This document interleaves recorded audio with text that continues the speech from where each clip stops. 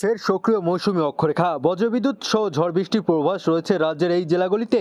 আলিপুর আবহাওয়া অফিসের তরফে কলকাতা সহ সমগ্র দক্ষিণবঙ্গের জেলাগুলিতে আগামী কয়েকদিন হালকা থেকে মাঝারি বৃষ্টিপাত হতে পারে। 10ই আগস্ট রবিবার থেকে শুরু করে 14ই আগস্ট পর্যন্ত এই বৃষ্টি চলবে বলে জানানো হয়েছে। এছাড়াও দক্ষিণবঙ্গের কিছু জেলায় এই সময়ের মধ্যে ঘন্টায় 30 থেকে 40 কিমি বেগে ঝোড়ো হাওয়াও বইতে পারে।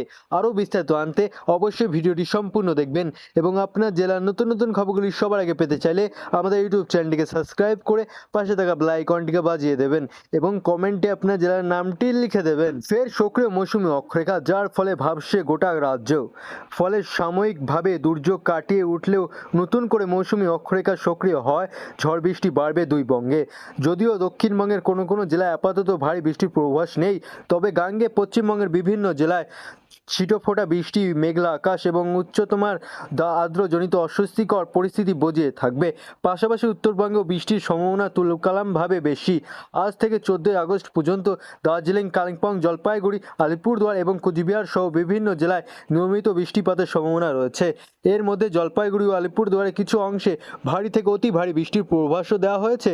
বিশেষ করে 10ই আগস্ট থেকে 12ই আগস্ট পর্যন্ত দার্জিলিং, কালিম্পং ও কোচবিহার জেলায় কোথাও কোথাও ভারী বৃষ্টি হতে পারে, যার ফলে নদী নালা উপচে যাওয়ার সম্ভাবনা, ধস বা জল জমার মতো পরিস্থিতি তৈরি হতে পারে বলে সতর্কতা করা হয়েছে আবহাওয়া অফিসের তরফে। ফলে পাহাড়ি দুর্যোগের আবহে রয়েছে। যদিও গত কয়েকদিনের বৃষ্টি পাহাড়ে একাধিক জায়গায় ধস দেখা গিয়েছে, সেই পরিস্থিতি এখনও বদলাচ্ছে না। আবহাওয়া দপ্তর জানিয়েছে, রবিবার কলকাতার সর্বোচ্চ তাপমাত্রা থাকতে পারে প্রায় 31 ডিগ্রি সেলসিয়াসের আশাপাশি এবং সর্বনিম্ন তাপমাত্রা থাকতে পারে 25 ডিগ্রি সেলসিয়াস। বাতাসে আপেক্ষিক আর্দ্রতার পরিমাণ সর্বাধিক 95% এবং ন্যূনতম 85% পর্যন্ত পৌঁছাতে পারে। এই কারণে দক্ষিণবঙ্গে বাসিন্দাদের অস্বস্তিকর গরম ও আর্দ্রজনিত অস্বস্তি গরম ভোগ করতে হতে পারে। তবে দক্ষিণ ও উত্তরবঙ্গ উভয় অঞ্চলে আপাতত তাপমাত্রার কোনো উল্লেখযোগ্য পরিবর্তন হওয়ার সম্ভাবনা নেই। মৌসুমী অক্ষরেখা হিমালয়ের পাদদেশ ছেড়ে নেমে এসেছে দক্ষিণে। পাটনা, বাঁকুড়া, দীঘা হয়ে উত্তর পূর্ব বঙ্গোপসাগর পর্যন্ত বিস্তৃত এই বর্তমানে। এর প্রভাবে উত্তরবঙ্গ ও দক্ষিণবঙ্গ দুই অঞ্চলের আবহাওয়াতেই আসছে বড় পরিবর্তন। আজ রবিবার জলপাইগুড়ি, আলিপুরদুয়ার বিক্ষিপ্তভাবে ভারী বৃষ্টি হতে পারে। সোমবার ভারী বৃষ্টি হবে দার্জিলিং, কালিম্পং, আলিপুরদুয়ার, জলপাইগুড়ি ও কোচবিহারে। মঙ্গলবার ফের অতি ভারী বৃষ্টির সতর্কতা জারি করা রয়েছে কালিম্পং, দার্জিলিং, জলপাইগুড়ি, আলিপুরদুয়ার। এই দিন ভারী বৃষ্টি হবে কোচবিহার ও উত্তর দিনাজপুরেও।